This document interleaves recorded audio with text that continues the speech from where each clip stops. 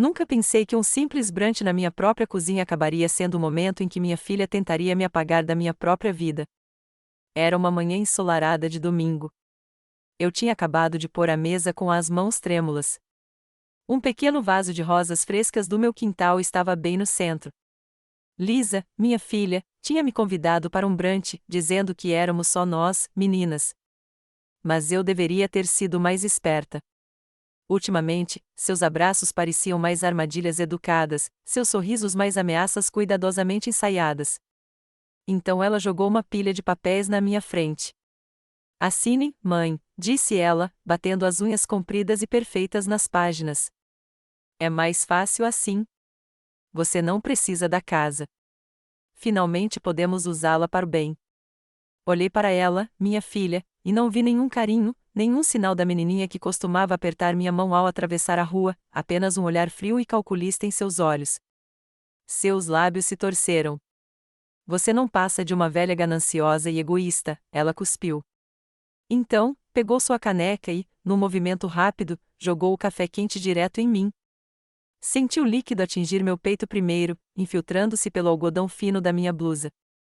A queimadura atingiu minha pele, aguda e imediata. Mas não foi isso que mais me surpreendeu. Foi a expressão em seu rosto, não choque, nem arrependimento, mas satisfação. Arfei, ofegante, minha respiração ofegante enquanto cambaleava para trás, encostando-me na cadeira. Minha caneca escorregou dos meus dedos, espatifando-se no chão de ladrilhos. Lisa deu um passo à frente, sua voz elevando-se num crescendo estridente. Você não pensa em ninguém além de si mesma. Você está sentada naquela casa há uma eternidade, agindo como uma rainha em um trono enquanto lutamos. Você não merece isso. Meu coração batia forte, cada batida ecoando no meu crânio como um tambor de guerra. Abri a boca para falar, mas nada saiu. Fiquei ali parado, com o café escorrendo pela minha testa, o calor subindo pelo meu pescoço. Ela não parava de gritar, me chamando de parasita, de fardo, me acusando de acumular sua herança. Naquele momento, não se tratava da casa. Tratava-se de poder, controle, de me tornar pequeno o suficiente para passar por cima dela. Olhei para ela, olhei de verdade, e pela primeira vez, vi a verdade. Vi cada sorriso de escárnio, cada insulto silencioso, cada momento em que ela me fez sentir que eu lhe devia por existir. Respirei fundo, sentindo a ardência na pele e algo mais duro se instalando nos meus ossos. Não vacilei. Não chorei. Fiquei ali, encharcada e queimando, e fiz uma promessa silenciosa a mim mesma: ela nunca me veria implorar. 2 dias depois, eu estava no quintal podando as rosas. Minhas mãos ainda exibiam leves marcas vermelhas do café escaldante, mas não me intimidei. Cada corte nos galhos parecia um pequeno desafio, uma silenciosa retomada do meu espaço. A essa altura, Lisa já tinha começado a me mandar mensagens, coisas curtas e melosas que me faziam revirar o estômago. Mãe, eu não quis dizer isso. Só fiquei sobrecarregada, ou sinto muito que você tenha se sentido magoada, mas precisamos mesmo conversar sobre o futuro da casa. Li cada mensagem uma vez e coloquei meu celular virado para baixo no chão ao meu lado. Minhas rosas ouviram melhor do que ela jamais ouvirá. Enquanto eu cortava as flores murchas, ouvi ecos dos insultos dela em minha mente: você é egoísta. Está sentada naquela casa como um túmulo. Cada palavra cortava mais fundo do que qualquer espinho. Pensei em quantas vezes eu a havia perdoado, cada porta batida na adolescência, cada palavra de ódio na faculdade, quando não paguei a terceira reprovação dela na faculdade. Eu sempre me culpei. Talvez eu não a tivesse abraçado o suficiente. Talvez eu tenha sido muito rigoroso, muito mole. Mas, ali, parada no meu jardim de rosas, finalmente me dei conta. Não era eu. Nunca tinha sido eu. Lisa não estava se desculpando por culpa. Ela estava testando as águas, vendo se conseguiria voltar às minhas boas graças por tempo suficiente para conseguir o que queria, as visitas ao advogado que ela achava que eu desconhecia. Eu a ouvi ao telefone, sussurrando sobre encontrar brechas e garantir que a mamãe não mude de ideia se ficar muito esquecida. Limpei as mãos no avental e olhei para a casa. Minha casa. Eu havia pintado aquelas venezianas com Cliff, meu falecido marido.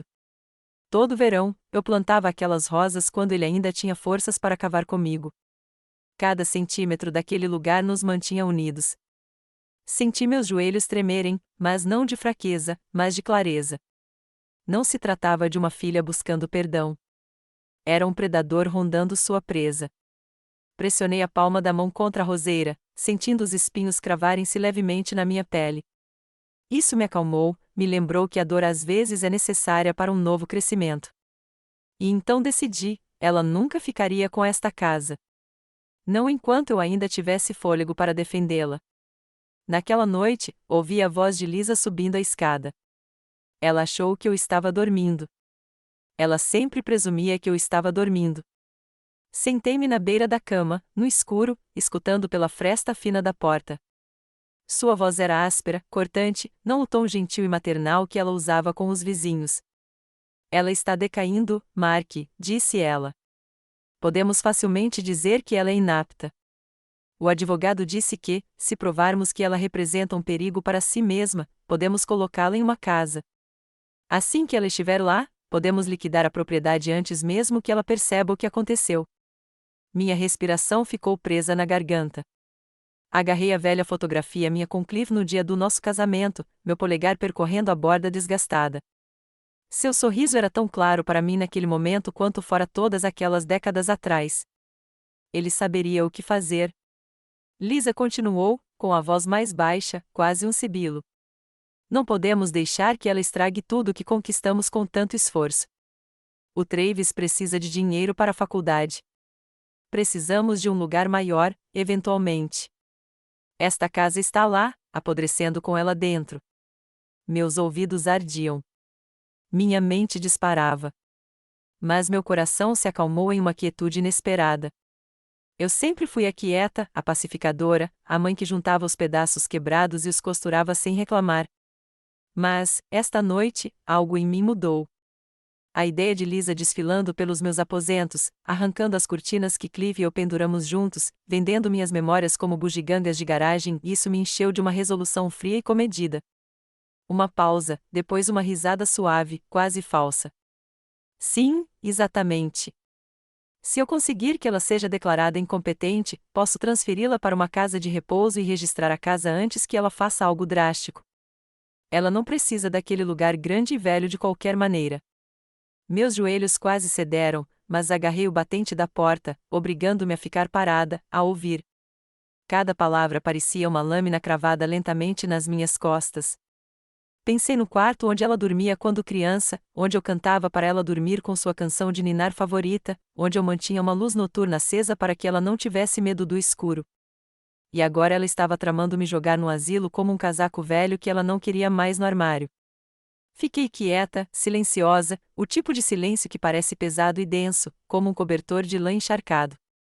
Senti a raiva fervendo no fundo da minha barriga, mas não a deixei subir. Ela desligou depois de um tempo, sua voz mudando para um zumbido agudo e agradável enquanto ela rolava o celular, provavelmente procurando por aluguéis de férias ou bolsas de grife que compraria quando a casa fosse vendida. Voltei sorrateiramente para o meu quarto e fechei a porta suavemente. Sentei-me na beira da cama, a mesma cama onde um dia me deitei ao lado do meu falecido marido, sonhando com jantares em família e risadas ecoando por aqueles corredores. Pressionei a mão contra o peito. A dor não era mais aguda. Havia se transformado em algo constante, sólido, uma nova armadura. Naquele momento, eu soube que a verdadeira ameaça não eram suas palavras, seu café ou mesmo suas conspirações legais. Era sua crença de que eu era fraco o suficiente para deixá-la vencer. Ela não me conhecia nem um pouco. Naquela noite, sentei-me sozinho no meu quarto, a casa zumbindo com seus rangidos e suspiros habituais. Minha porta estava fechada, mas eu quase conseguia sentir os passos de Lisa do outro lado, aquela presença fria deslizando como uma corrente de ar. Peguei o velho álbum de fotos da prateleira, aquele com a capa de couro descascando e a letra do meu marido na primeira página. Para todos os nossos começos, ele escreveu em uma caligrafia cuidadosa e circular. Folheei-o lentamente. Cada fotografia me atingiu como uma pequena onda. No dia do nosso casamento, meu rosto aberto e desprotegido. O primeiro aniversário da Lisa, suas mãozinhas se estendendo para o bolo. nós três na praia, ela enterrada na areia, gritando enquanto o pai jogava água em seus pés. Página após página, eu me lembrava dos anos em que a amei com tanta intensidade que me esqueci de me amar. Vi uma mulher que dedicou cada pedaço da sua alma à criação de uma filha que mais tarde a chamaria de um fardo. A tristeza me apertava profundamente, mas não a deixei me afogar. Deixei que ela me percorresse. Cada respiração era uma declaração silenciosa de que eu ainda estava aqui. Deixei o álbum de lado e olhei ao redor do meu quarto, meu santuário, meu último refúgio. Vi as pequenas coisas que havia guardado, os óculos de leitura do meu marido, o terço gasto que eu dedilhava enquanto atendia ligações tarde da noite, o bilhete que ele me deixou uma vez: "Você é mais forte do que pensa." E eu pensei, Deus, ele odiaria me ver assim, esperando permissão para manter minha própria vida, ter minhas próprias chaves, ficar na minha própria casa. Apertei as palmas das mãos e senti meu coração bater firme e lentamente. Percebi então que não tinha medo de ficar sozinha. Tinha medo de ficar onde não era amada, onde só era útil como assinatura numa escritura. Esta noite não era sobre ela, nem sobre a casa, nem mesmo sobre a traição. Era sobre eu finalmente escolher a mim mesma em vez do fantasma da família que eu vinha perseguindo todos esses anos. Fechei o álbum de fotos e o coloquei de volta na gaveta, meus dedos percorrendo a borda por um instante antes de soltá-lo. Amanhã, eu começaria a lutar pela minha independência. Mas, esta noite, me permiti lamentar a perda da filha que perdi muito antes desta batalha começar.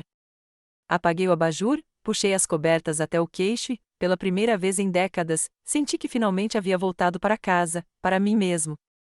Na manhã seguinte, acordei antes do sol. O céu ainda estava daquele azul profundo e doloroso, da cor de hematomas e palavras não ditas.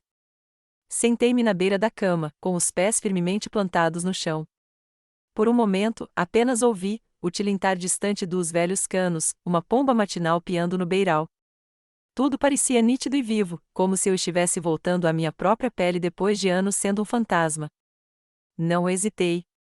Peguei a pequena e desgastada agenda que eu guardava no criado mudo, aquela que meu marido e eu usávamos para anotar todos os números importantes antes de tudo se tornar digital. Meus dedos pararam em um nome: Martin Ellis, advogado. Martin era amigo do meu marido. Ele cuidava do nosso testamento, do nosso fundo, das escrituras. Era o tipo de homem que apertava a mão com firmeza e olhava nos olhos, um homem que acreditava na honra mesmo quando não estava na moda. Disquei lentamente, cada botão pressionado com firmeza, com cuidado. Quando ele atendeu, sua voz era calorosa, mas cautelosa. "Dona, já faz anos. Como você está?" Engoli em seco, mas minha voz saiu clara. "Martin, preciso me encontrar hoje. É urgente." Uma pausa, depois aquela firmeza gentil de sempre. "Claro. Você pode vir hoje à tarde?" "Estarei lá", eu disse, apertando o fone com mais força. Depois de desligar, fiquei ali sentado, em silêncio. Minhas mãos não tremiam. Meu coração não disparava. Era como se meus ossos finalmente se lembrassem para que foram feitos. Levantei-me e andei pelo quarto, vestindo um cardigã e calçando sapatos resistentes. Sentia-me como se estivesse me preparando para a batalha, embora parecesse qualquer outra senhora a caminho da cidade. Olhei uma vez para a foto emoldurada na minha cômoda, eu e meu marido no nosso aniversário de casamento, rindo enquanto comíamos um pedaço de bolo. Ele teria me dito para lutar, para ficar com o que era meu. Sussurrei para o quarto vazio: "Ainda não terminei." Juntei meus papéis, registros de impostos antigos, cópias da escritura, todas as cartas que meu marido já havia escrito sobre a casa. Coloquei tudo em uma pasta, prendendo-a contra o peito como um escudo. Quando finalmente saí para o corredor, Lisa não estava à vista. Não deixei um bilhete. Não devia isso a ela. Ao trancar a porta da frente, o ar da manhã atingiu meu rosto, frio, revigorante, como um tapa e um abraço ao mesmo tempo. E pela primeira vez em muito tempo, eu não estava me afastando com medo. Eu estava caminhando em direção a algo. Quando entrei no escritório de Martin no centro da cidade naquela tarde, a primeira coisa que notei foi o cheiro: papel velho, cera para madeira e algo reconfortante que eu não conseguia nomear.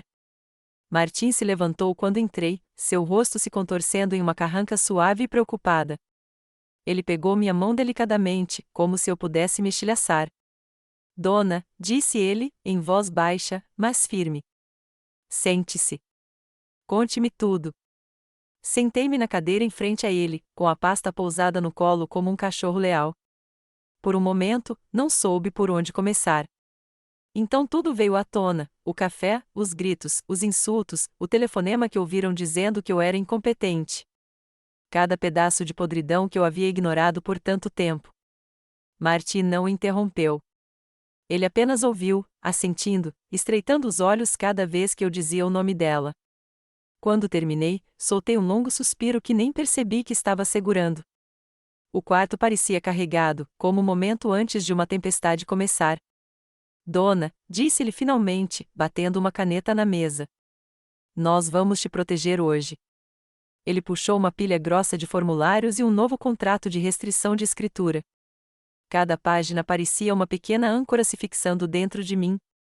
Ele explicou cada documento devagar, pacientemente, embora minha mente já estivesse mais aguçada do que em anos. Assinei meu nome no final de cada folha, a caneta deslizando suave e seguramente. A cada traço, eu sentia meus ombros se aliviarem. Quando terminei, Martim guardou o documento final em uma pasta e o trancou na gaveta. Isso impede qualquer pessoa, incluindo Lisa, de fazer alterações na sua escritura de propriedade sem o seu consentimento explícito e autenticado em cartório. Sem procuração, sem falsas alegações de incapacidade mental. Você é o único que tem a chave agora. Imaginei a cara dela quando percebeu aquele sorriso tenso e ensaiado desaparecendo, as mãos tremendo desamparadas ao perceber que as fechaduras tinham mudado e ela não tinha mais a combinação. Pela primeira vez em décadas, ri, uma risada verdadeira e plena que parecia vir da sola dos meus pés. Marty me observou, com o olhar se suavizando. Você é mais forte do que a maioria das pessoas que conheço, disse ele. Estendi a mão por cima da mesa e apertei a dele. Obrigada, sussurrei, por me receber. Quando voltei para a luz do sol, com a pasta pressionada contra o meu corpo, senti-me mais alto. A cidade parecia a mesma, as mesmas calçadas rachadas, as mesmas vitrines sonolentas. Mas, para mim, tudo brilhava com possibilidades. Ela achou que já tinha vencido. Achou que eu me renderia. Mas agora eu tinha os documentos. Eu tinha o poder. E pela primeira vez em anos, eu tinha a mim mesma de volta. Depois de sair do escritório de Martim, não fui direto para casa. Meus pés, quase sojinhos, me carregaram pela rua principal em direção ao pequeno café com a porta azul lascada, o lugar favorito de Glória. Eu a vi antes que ela me visse. Glória estava sentada perto da janela, com o cabelo preso no coque bagunçado de sempre, o cachecol colorido enrolado nos ombros como uma armadura. Ela ria de alguma coisa no celular, a cabeça jogada para trás, viva de um jeito que me lembrava quem eu costumava ser. Quando abri a porta, a campainha tocou e ela olhou para cima. Seus olhos se suavizaram instantaneamente. Dona, disse ela, levantando-se antes mesmo que eu a alcançasse. Encomendei camomila para você. Eu tinha a sensação de que hoje seria um grande dia. Deslizei para a cadeira em frente a ela, o calor do café pressionando minha pele fria. Por um momento, apenas olhei para ela, minha amiga mais antiga, a guardiã da minha verdadeira história. Ela estendeu a mão e segurou minhas mãos sem pedir. Conte-me tudo, disse ela. Eu fiz. As palavras jorraram como chuva de uma nuvem de tempestade que pairava pesadamente sobre mim há anos. Contei ela sobre o café, os papéis que Lisa tentou me forçar a me impor, o telefonema que ouviram por acaso conspirando para me trancar. Glória não se mexeu. Seus olhos brilhavam intensamente, seu maxilar se contraiu. Quando terminei, ela apertou minhas mãos com tanta força que quase doeu. Que Deus a ajude se ela achar que você é fraco, sibilou. Então, recostou-se, com os olhos suavizando. Mas eu sabia que você lutaria. Você sempre teve mais força do que deixava transparecer. Senti meu lábio tremer, mas engoli as lágrimas. Em vez disso, tomei um gole do meu chá de camomila, deixando o calor se instalar no meu peito. Glória se aproximou. Me escuta, disse ela, em voz baixa, mas firme. Você precisa proteger não só a sua casa, mas o seu coração. Não deixe que ela transforme o que sobrou do seu amor em culpa. Você já fez o suficiente. Você já se entregou o suficiente. Assenti, apertando a caneca com os dedos. Pela primeira vez, eu realmente ouvi aquelas palavras. Glória tirou um pequeno bloco de notas da bolsa e rabiscou alguns nomes. Aqui, disse ela. Um conselheiro que trabalha com idosos, um grupo de mulheres local e meu sobrinho. Ele é um policial aposentado, esperto como um raio. Ligue para ele se precisar de reforço. Guardei o papel na bolsa, sentindo-o como um talismã contra as costelas. Ao sairmos do café, Glória me deu o braço. O vento nos atingiu, cortante e envolvente, mas não me encolhi, porque naquela tarde não saí apenas com proteção legal. Saí com a fé da minha amiga mais antiga. E, pela primeira vez em anos, me senti invencível. Quando cheguei em casa naquela noite, o corredor parecia diferente, nem maior nem menor, só meu de novo. Larguei minha bolsa e fui direto para o armário do corredor, aquele que Lisa sempre me dizia para organizar. Eu sabia o que estava procurando antes mesmo de pegar as caixas empoeiradas do fundo. Dentro de uma caixa de sapatos gasta, amarrada com um barbante desfiado, estavam as cartas que meu marido me escreveu ao longo dos anos, aquelas que ele guardava no bolso do meu avental antes de sair para o trabalho ou escondia entre as páginas dos meus livros favoritos. Eu não abri aquela caixa há décadas. Minha mão tremia um pouco quando desamarrei o barbante e abri a tampa. O cheiro de papel velho e tinta subiu, tão familiar quanto sua colônia costumava ser. Sentei-me no chão, com as costas contra a parede, e desdobrei a primeira carta. Você é o coração desta casa, escreveu ele. Não deixe que ninguém lhe diga o contrário. Outra, se alguém te fizer sentir pequeno dentro destas paredes, lembre-o de quem as construiu. Cada verso parecia um fósforo aceso num quarto escuro. Cada palavra me lembrava que este lar não era feito apenas de tijolos e madeira. Era o receptáculo de um amor que eu um dia acreditei inquebrável. Enquanto lia, quase conseguia ouvir sua voz no silêncio, o calor em sua risada, a firmeza em seu toque quando segurava minha mão em cada estação difícil.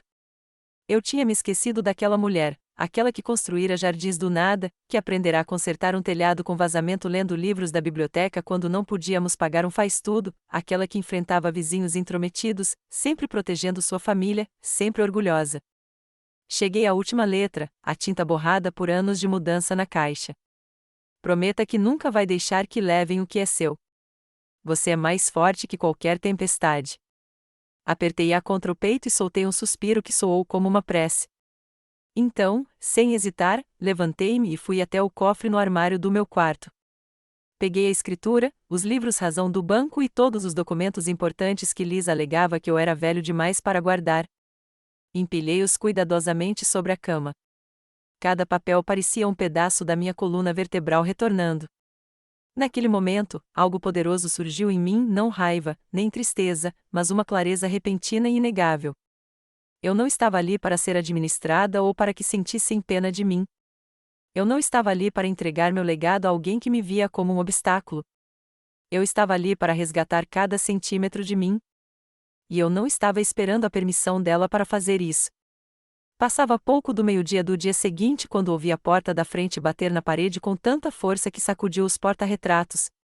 A voz de Lisa ecoou pelo corredor antes mesmo que eu a visse. Onde você está? Precisamos conversar agora. Não corri para encontrá-la.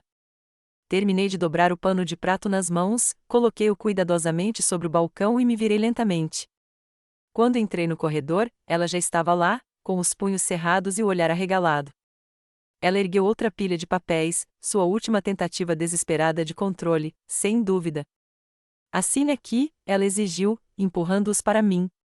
Vamos acabar logo com isso hoje. Você não pode continuar enrolando. Olhei para ela, olhei de verdade. A fúria em seus olhos não era de preocupação ou amor. Era medo, o medo de perder o prêmio que ela pensava já ter conquistado. Respirei fundo, deixando a respiração preencher cada canto do meu peito. Minha voz saiu calma, até mesmo calorosa. Não. Ela ficou boquiaberta. Por um segundo, ela pareceu quase humana, pequena, exposta. Então a raiva voltou à tona. Como assim, não? Você não pode recusar. Eu tenho direitos como sua filha. Dei um passo à frente, sentindo o peso de cada ano silencioso para trás. Não, repeti, com a voz ainda mais firme. Você não tem direito sobre a minha casa, meu dinheiro ou minha vida. Nem agora, nem nunca. Ela piscou, o rosto se contorcendo. Você está sendo ridículo. Precisa de ajuda. Não consegue lidar com este lugar sozinho. Você é incompetente. Quase ri. Engraçado. Eu me saía muito bem antes de você decidir bancar a salvadora. Ela tentou de novo, com a voz mais aguda. Estou tentando te proteger. Você está agindo como um louco. Não pode simplesmente tomar decisões assim. Dei um passo à frente até estar a poucos centímetros de distância. Eu conseguia ver cada ruga em sua testa, cada contração de seus lábios. Eu estou tomando decisões. A diferença é que agora elas são minhas, e você não vai me intimidar a abrir mão do que é meu. Por um longo e pesado momento, ela não disse nada. Os papéis em sua mão tremeram. Observei a compreensão transparecer em seu rosto de que ela havia perdido. Não gritei. Não joguei nada. Apenas fiquei ali, quieta e imóvel como uma pedra. Ela se virou, com os ombros caídos e a respiração ofegante. Os papéis escorregaram de seus dedos, espalhando-se como confete derrotado no chão. Observei-a sair pela porta sem dizer uma palavra.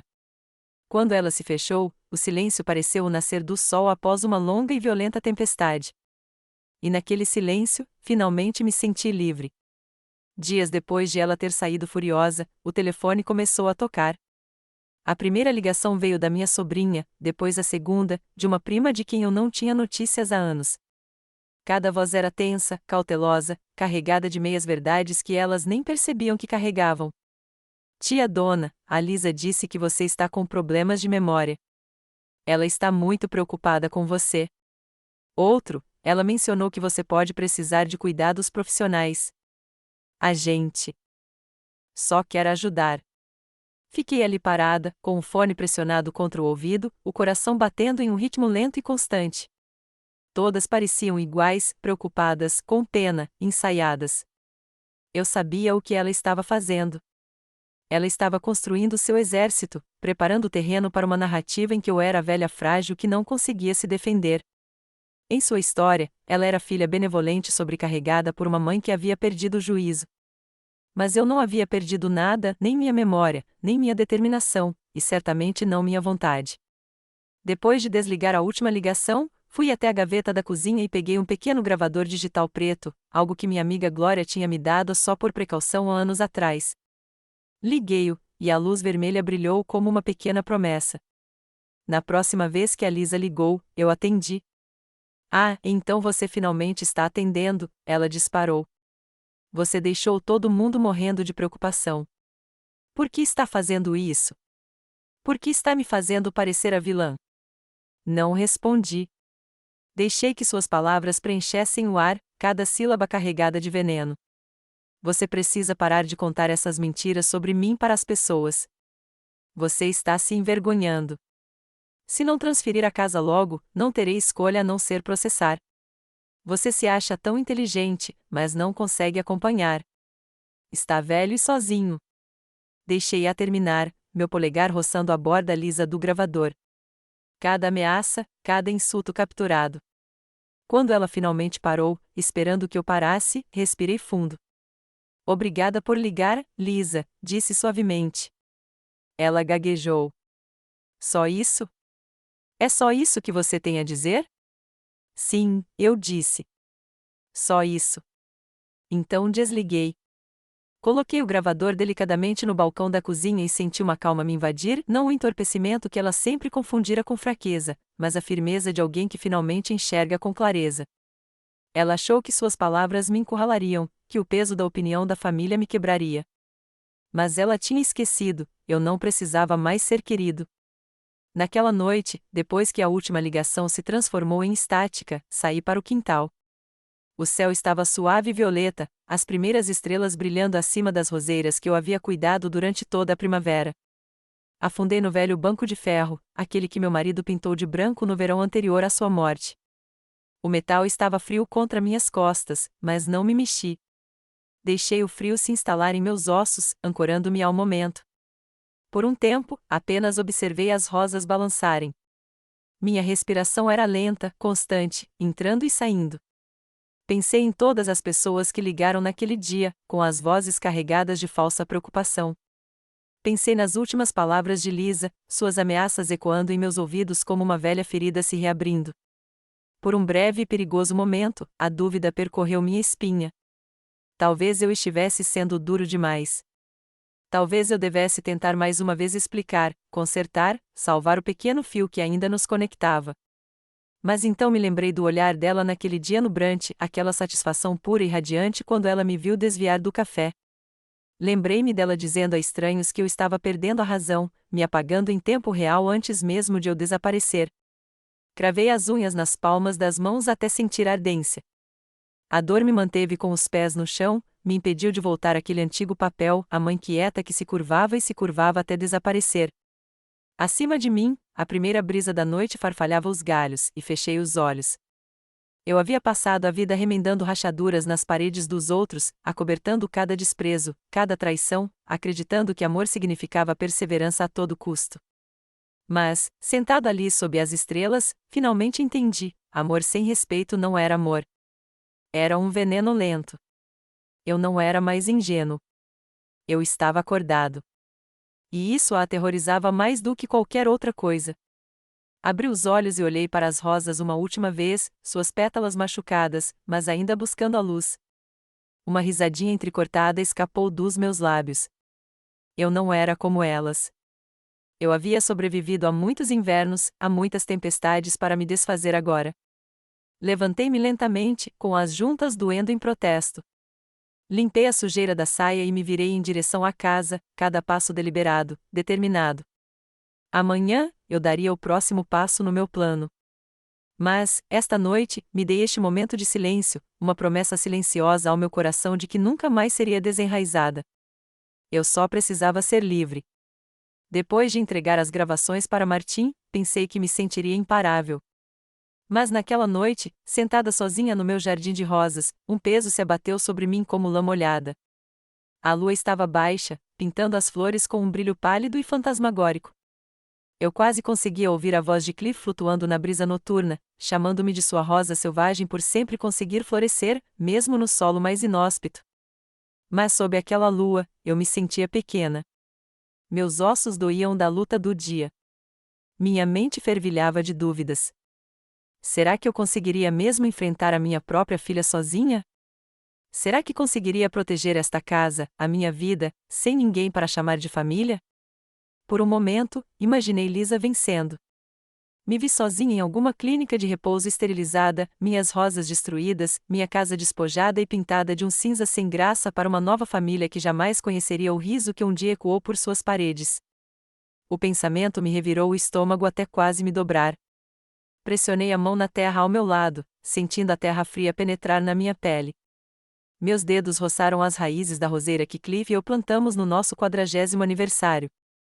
Aquele arbusto havia sobrevivido às secas, geadas e até mesmo ao cachorro do vizinho cavando ao redor dele. Ele prosperou não porque estava protegido, mas porque lutava por cada centímetro de sol e água. Levantei a cabeça lentamente, inspirando o aroma forte e doce das pétalas. Não, eu não era apenas uma mãe, não era apenas uma mulher idosa com mãos trêmulas e palavras suaves. Eu era uma sobrevivente de plantões noturnos em hospitais e funerárias, de um amor perdido e de uma solidão que me apertava o peito como uma pedra. Eu era a mulher que certa vez consertou sozinha um telhado com vazamento à meia-noite durante uma tempestade, a mulher que ficava acordada à noite costurando figurinos para as peças da escola de Lisa, que aprendeu a consertar drywall depois que Cliff faleceu porque se recusava a deixar a casa desmoronar. Eu não era frágil. Eu era forjada. Enquanto eu estava de pé, com os joelhos estalando como madeira velha, senti uma nova onda de clareza. Eu não iria apenas defender meu lar. Eu oraria cada sacrifício que Cliff e eu tínhamos feito para construí-lo, tijolo por tijolo. Pressionei a palma da mão na roseira uma última vez e sussurrei: ainda não terminei de florescer. E naquele jardim ao luar, eu recuperei não apenas minha força, mas minha identidade. Pela manhã, as dúvidas se dissiparam, deixando para trás algo mais forte que a raiva: determinação. Levei-a direto para o escritório de Martin na manhã seguinte. Assim que entrei, ele se levantou da cadeira, com a preocupação estampada no rosto. Coloquei o pequeno dispositivo preto na palma da mão dele como se estivesse lhe entregando o meu próprio batimento cardíaco. Toque, eu disse, em voz baixa, mas firme. Ele se sentou, ajeitou os óculos e apertou o botão.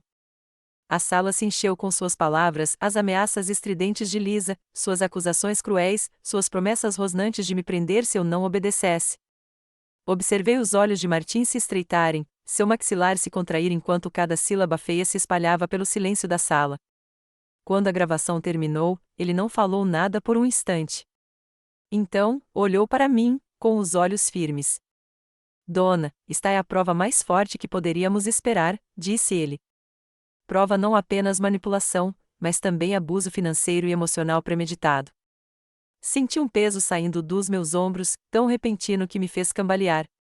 Martin se levantou e estendeu a mão sobre a mesa, sua mão quente e firme sobre a minha. Essas gravações, continuou ele, vão interromper o pedido de tutela dela imediatamente. Nenhum juiz vai acreditar que ela está protegendo você depois de ouvir isso. Ele explicou que encaminharia imediatamente cópias ao agente de proteção financeira e notificaria o departamento jurídico do banco. As gravações também seriam anexadas a uma moção para impedir formalmente Lisa de fazer quaisquer reivindicações futuras sobre meu patrimônio ou tomar decisões médicas.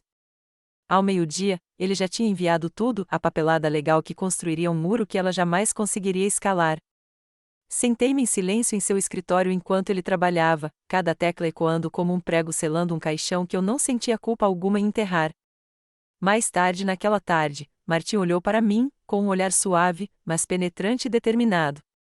Vamos deixar a papelada e as próprias palavras dela falarem. Você não precisa mais se justificar para ninguém. Aquelas gravações não eram apenas arquivos em um dispositivo.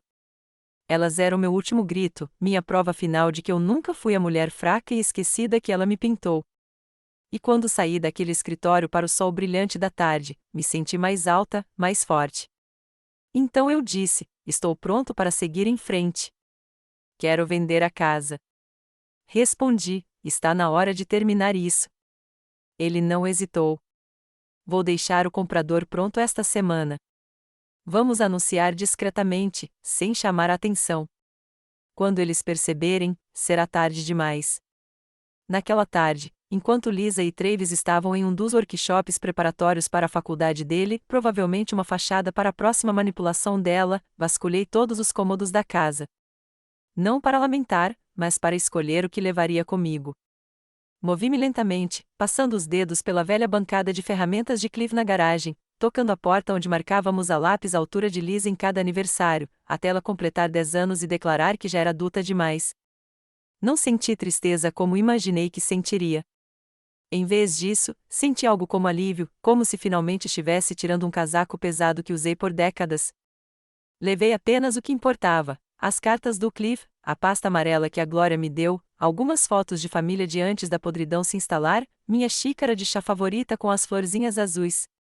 Todo o resto, os móveis caros que a Lisa insistiu que eu reformasse, o lustre chamativo que ela me fez comprar por culpa, ficaria para trás. Liguei para a Glória, que atendeu antes mesmo do primeiro toque. Está na hora, eu disse simplesmente.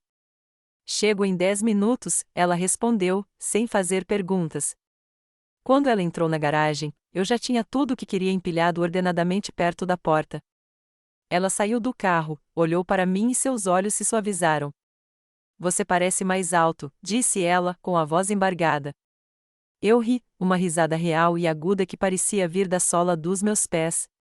Entramos no carro em silêncio, duas velhas se movendo como soldados em uma missão final. Quando terminamos, voltei para casa uma última vez. Não sussurrei adeus. Não chorei. Apenas olhei para ela, as paredes que guardavam meus melhores e piores dias, e a senti uma vez, porque ir embora não era uma derrota. Foi meu maior ato de desafio. Quando Glória ligou o motor e a entrada da garagem desapareceu atrás de nós, senti algo se soltar no fundo do meu peito. Eu não estava fugindo.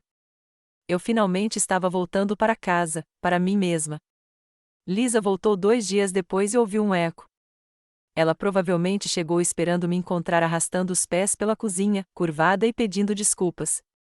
Em vez disso, encontrou paredes nuas e o silêncio oco de uma casa que havia sido despojada de seu coração. No balcão, deixei um único envelope para ela, encostado em sua taça de vinho favorita e cara. Dentro estava minha última carta. Lisa, você sempre achou que eu era mole demais para revidar. Você confundiu minha paciência com estupidez, minha bondade com fraqueza. Você me viu como um cofre, um obstáculo lento e envelhecido entre você e sua próxima compra de luxo. Mas eu não estava apenas esperando o momento certo para assinar. Eu estava observando, ouvindo, e naquele silêncio, encontrei a verdade que você tanto se esforçou para enterrar. Você não me perdeu porque eu estava velha ou confusa. Você me perdeu porque tentou transformar o amor em uma transação, e minha alma não está à venda. Quando você ler isto, a casa pertencerá a outra pessoa, alguém que plantará novas rosas, irá nestes corredores e os encherá de vida, não de planos. O dinheiro que você planejou também se foi, trancado fora do seu alcance. Você verá seu acesso revogado, seus cartões recusados. Você descobrirá que eu nunca fui tão indefeso quanto você queria que eu fosse. Não venha me procurar. Não tente ligar. Não há mais súplicas em mim para colher. Este foi o último presente que te darei, o presente do vazio para que você possa finalmente ouvir o eco das suas próprias escolhas. Adeus. Eu quase conseguia imaginar o rosto dela enquanto lia, olhos arregalados, mandíbula tremendo, a raiva dando lugar à percepção fria e pungente de que seu poder evaporou no segundo em que decidi ir embora. Mais tarde, Glória me contou que Lisa tentou ligar para todos os parentes que conseguia pensar, soluçando e inventando histórias de traição, mas ninguém correu para resgatá-la. Agora eles sabiam. Enquanto ela andava de um lado para o outro pelos cômodos vazios, eu já estava instalado em minha pequena casa à beira do lago. Uma chave nova no bolso, um bule de chá fresco no fogão. Eu não precisava de plateia para minha vitória. Eu já havia vencido a única batalha que importava, a de me resgatar. A fúria de Lisa chegou em ondas, mensagens de voz cheias de xingamentos, e-mails cheios de falsa preocupação, mensagens desesperadas que oscilavam entre ameaças e súplicas em segundos. Mas eu não respondi a nenhuma delas. Da minha aconchegante casa à beira do lago, eu observava o sol deslizar sobre a água em longos raios dourados. Cada dia parecia descascar mais uma camada de uma pele velha e sufocante. Enquanto isso, Lisa descobriu a outra surpresa que eu havia deixado para ela. Suas linhas de crédito haviam sido cortadas. As contas conjuntas que ela usava para desviar meu dinheiro foram fechadas. O fundo de emergência que ela secretamente redirecionou para sua conta pessoal foi congelado. Glória ligou certa tarde, quase sem fôlego de tanto rir. Dona, ela ligou para o meu número de telefone chorando. Imagina! Ela disse que você a deixou na miséria e arruinou a vida dela. Tomei meu chá lentamente, saboreando cada toque de calor e eu não arruinei a vida dela, disse suavemente. Ela só precisa finalmente vivê-la sozinha.